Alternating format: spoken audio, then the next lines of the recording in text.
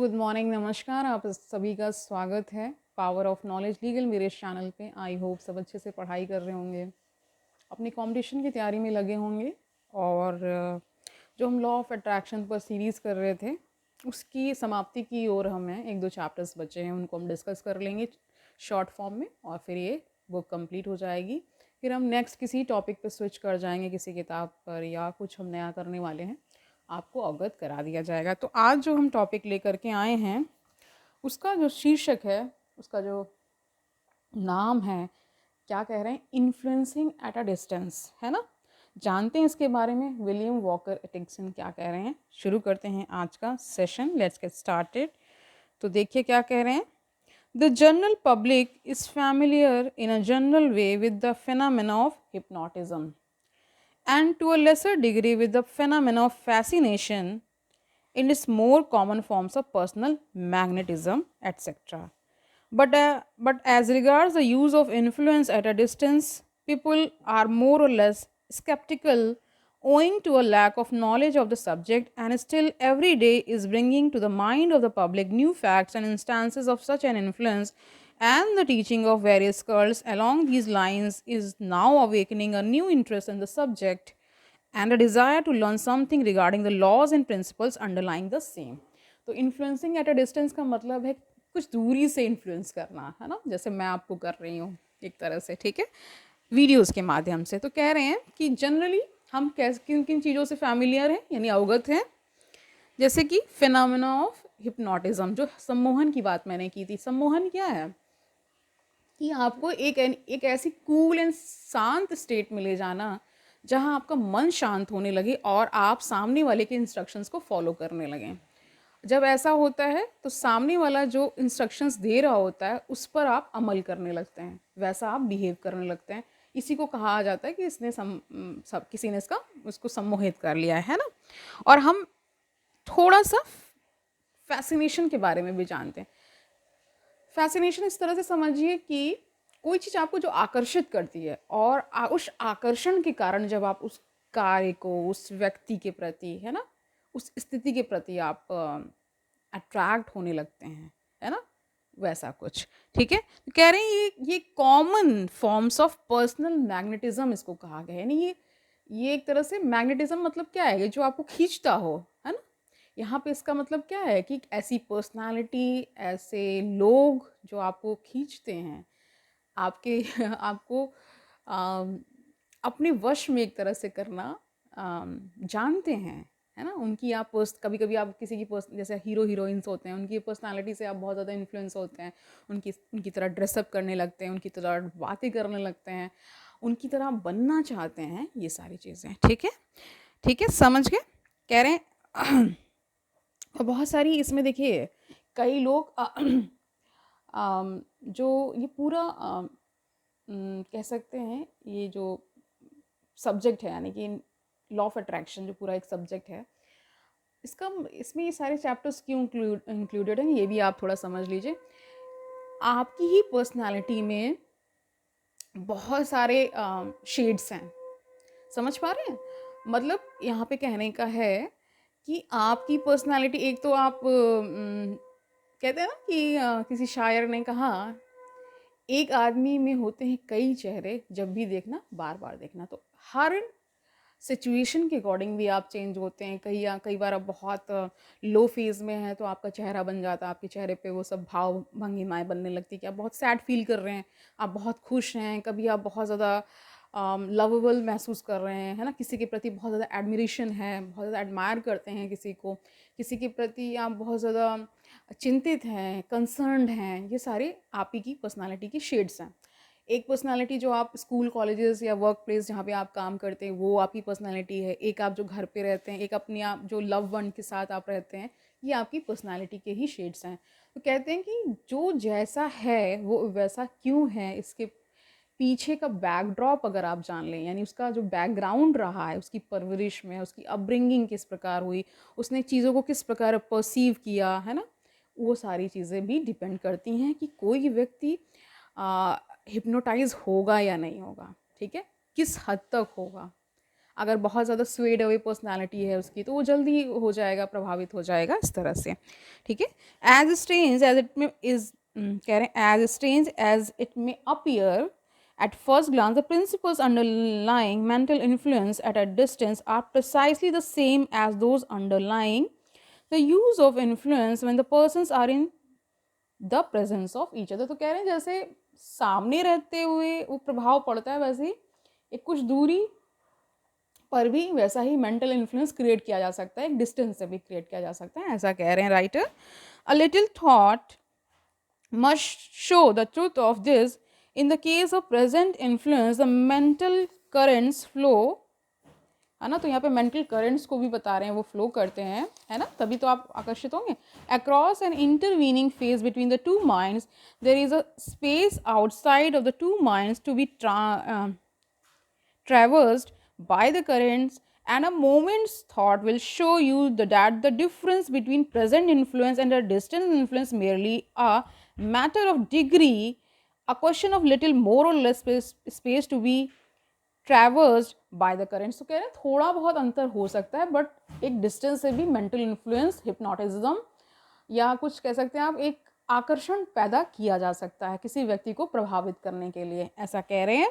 Do you see this plainly? Well then this being so it follows that the methods must be identical. यानी जो methods आप पास रह के इस्तेमाल कर रहे थे हिप्नोटाइज करने के लिए या मेंटल इन्फ्लुएंस क्रिएट करने के लिए, वो दूर रहकर उसी तरह का जब आप करेंगे, वही सारे प्रोसेसेस को अप्लाई करेंगे, वही सारे मेथड्स लगाएंगे, आइडेंटिकल मेथड्स का यूज़ करेंगे, तो वही लगभग कुछ डिग्री में फ़र्क आ सकता है। डिग्री देखिए यहाँ पे मात्रा से इसका अर्थ है ना, तो उसमें थोड़ा फ़र्क आ सकता है, बट मेंटल इन्फ्लुएंस क्रिएट किया जाता है। वरना इतने दूर दूर तो वो एक्टिंग करते हैं, है ना, पर्सनैलिटीज़ जो हैं टीवी पे आती हैं पर्सनैलिटीज़ या हीरो हीरोइंस होते हैं, उनसे हम अट्रैक्ट तो हो जाते हैं, उनसे हम हिप्नोटाइज भी कई बार हो जाते हैं, है ना, समझ गए? आगे जानिए। Of course, in the case of personal influence, the added effect of the voice, manner, suggestive methods, the eye, etc., the present, which render the result more easily obtained, and the causes a rapid, है ना, condition to be more easily established। तो कह रहे हैं कि जैसे व्यक्ति की वॉइस बहुत सारा इफेक्ट डालती है, उसका मैनर यानी वो जिस प्रकार से बात करता है, जिस प्रकार से सामने वाले को ट्रीट करता है, सजेस्टिव मैथड्स, है ना, आई का कॉन्टैक्ट, आई से बहुत सारा सम्मोहन क्रिएट किया जाता है, ऐसा बोल रहे हैं। और एक रैपिड क्रिएट होता है। रैपिड का यहाँ अर्थ है कि ऐसी गहन मित्रता हो जाए या आपका वाइब कहते हैं जो मैच करने लगे, उस तरह का कुछ, ठीक है। तो इससे भी सम्मोहन क्रिएट किया जा सकता है। आपके जो बहुत बड़े बड़े जो स्पिरिचुअल थिंकर्स होते हैं या किसी राइटर को आप पढ़ते हैं जब, तो उनकी किताब जो आप पढ़ते हैं उस पर भी कई बार लोग मोहित हो जाते हैं, कहते हैं कि बहुत ज़्यादा एडिक्शन फील हो रहा है। तो एडिक्शन कैसे आ रहा है? क्योंकि उसकी लिखने की कला इतनी बेजोड़ है कि उससे आप आकर्षित हो रहे हैं और उसके इन्फ्लुएंस में आप आ रहे हैं, ठीक है, समझ गए? But with this exception, the methods are identical, and even the advantages accruing from the exception mentioned may be duplicated by practice and development in case of distant influence. There are a number of methods given by the authorities in this matter of distant influencing, but they are all based upon the same principles named in the previous chapters of this book: vibrations, thought waves, mental induction, concentration and mental imaging। ये सब हमने discuss किया हुआ है। अगर आपने नहीं जाना है तो पुरानी वीडियोस को देखिए और जानिए। वाइब्रेशंस के बारे में मैंने डिस्कस किया है, थॉट वेव्स के बारे में बताया, मेंटल इंडक्शन किस प्रकार होता है वो भी बताया है, कंसंट्रेशन एंड मेंटल इमेजिंग के बारे में भी डिस्कस हुआ है। In these words, you have the key to the subject. The rest is all a matter of practice and development and variation। तो देखिए ये सब आप जब जान लेंगे और उसको धीरे धीरे प्रैक्टिस में करेंगे तो आप भी कर पाएंगे, है ना। तो कई बार क्या होता है, जो कहा जाता है गुरु रह जाता है और चेला शक्कर हो जाता है, वो इसी के संदर्भ में कहा जाता है कि कोई चीज़ आप विधा में, किसी भी विधा में अगर आप पारंगत होना चाहते हैं तो थोड़ा सा आपको अलग ढंग से या उसके प्रति थोड़ा सा अलग अप्रोच से जाना पड़ेगा, है ना। जो रेगुलर मेथड्स हैं यानी जो कन्वेंशनल मेथड्स हैं उनको नहीं आपको करना है, कुछ अलग करना है, तभी आप उस तरह से लोगों को इन्फ्लुएंस कर पाएंगे अगर आप करना चाहते हैं तो। One of the most elementary and yet one of the most effective methods known to occultist is that of creating a mental image of the person treated. तो देखिए जो अकल्टिस्ट जो होते हैं, है ना, या ऑकल्टिस्ट, जो भी आप प्रोनाउंशिएट कर लें इसे, तो उनके लिए कहा जाता है कि वो एक मेंटल इमेज सामने वाले को देते हैं, है ना। तब क्या होता है, तभी सम्मोहन पॉसिबल हो पाता है. For that is a common term among modern writers on the subject in the sense of imagining him to be seated in the chair in front of a person, treating him at a distance. The treater proceeds to give both verbal commands and at the same time directs thought waves. Thought waves भेजते हैं लोग, है ना, toward the imaginary person seated before him. This process establishes a psychic condition between the treater and the actual person, although the latter may be removed from the cheater by many miles of space. This was the method of ancient magicians and wonder workers and has always been a favorite among persons pursuing these experiments of desirous of mentally influencing others at a distance. तो कह रहे हैं कि जैसे पुराने ज़माने में ancient magicians होते थे ना, जो जादूगर जिन्हें कहते हैं, वो जादू कैसे क्रिएट करते थे, इसी तरह करते थे, सामने उसको इमेजिन करके कि ये सामने इंसान बैठा उस पर जादू कर रहे हैं, और फिर वो कहीं दूर कहीं भी बैठा होगा तो उस पर वो जादू, वो इन्फ्लुएंस होता था. ठीक है. A variation of the above, very common in former days, was to mold a clay or wax figure, calling it by the name of the person treated and identifying it in the mind and imagination with the other person. A variation is also noticed in the cases where a photograph, lock of hair, article of clothing, etc. तो आपने देखिए movies में देखा होगा ऐसा करते हुए, क्या करते हुए कि उन्होंने एक पुतला बना दिया, है ना, किसका बना दिया, क्ले का. क्ले समझ रहे हैं ना, मिट्टी जो होती है, थोड़ी सी कंकड़ उसमें मिक्स होते हैं, उसमें आपने देखा होगा, उसमें बना दिया. फिर उसमें जो वो क्लोथिंग कर रहे हैं, कुछ उनको उनका कोई कपड़ा मिल गया, उनके कुछ बाल मिल गए, या कुछ भी उन फोटोग्राफ से कर रहे हैं सम्मोहन या जादू टोना, जो भी आप कह सकते हैं, इस तरह से होता था. ठीक है. और इससे क्या कह रहे हैं कि जैसे इसमें ये सारी चीज़ें इस्तेमाल होती थी, जैसे बाल का टुकड़ा मिल जाए, है ना, लॉक ऑफ हेयर वैसे कहा गया है ना, गुच्छा मिल जाए उसका बालों का, या कोई उनके कपड़े मिल जाएं जिस पे आपको वो सम्मोहन या मेंटल इन्फ्लुएंस क्रिएट करना है ना, इस तरह से. तो कह रहे हैं is use in this way as a psychic connecting link between the two person. तो एक साइकिक कनेक्शन डिस्टैब्लिश हो जाता है. साइंस भी इसे मान रहा है. क्यों मान रहा है? क्योंकि ये पॉसिबल है. आप किसी की वॉइस से क्यों इतना आकर्षित हो जाते हैं, आपने कभी समझा? नहीं समझा, लेकिन होते हैं, ये होता है. तो कहीं ना कहीं अंदर कुछ चेंजेस आते हैं माइंड के लेवल पे, इसलिए ऐसा होता है.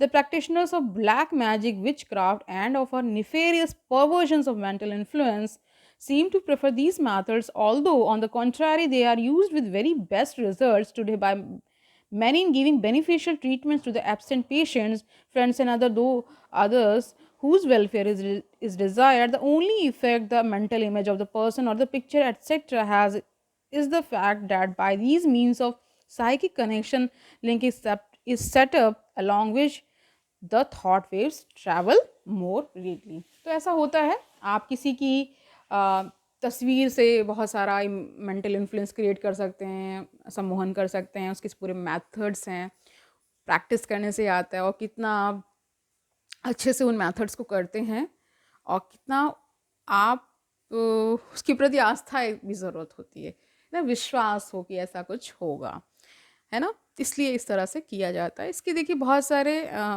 को अच्छी जगहों पे यूज़ किया जाता है, किसी की बीमारी को ठीक करने के लिए यूज़ किया जाता है. कई बार कोई हमारे जीवन से चला गया है ना, सामने वाला उसको एक्सेप्ट नहीं कर पा रहा, तो ये एक्सेप्टेंस में धीरे धीरे प्रोसेस करते हुए उसको अवगत कराते हैं. ये सारी चीज़ें करते हैं ना, आपने टीवीज़ मूवीज़ में देखा ही होगा कि कैसे इन सब चीज़ों का यूज़ किया जाता है. तो आज के लिए इतना ही रखते हैं. Mental influence at a distance create किया जा सकता है. This is totally a science, establish science, है ना, जहाँ पे ये सारी चीज़ें होती हैं. ये एंशिएंट मैजिशियंस करते थे, जो ब्लैक मैजिक, ये सब जो चीज़ें होती, देखिए इसका जो इम्पैक्ट होगा वो पर्सन टू पर्सन वेरी करेगा. क्यों करेगा? क्योंकि हर किसी का दिमाग अलग अलग है.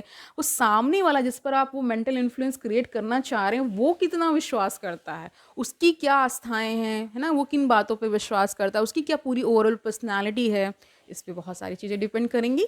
और जो बहुत स्ट्रॉन्ग हेडेड होंगे उन पे हो सकता है बहुत कम से कम असर हो, है ना, लेकिन असर तो होता है, ऐसा कहते हैं.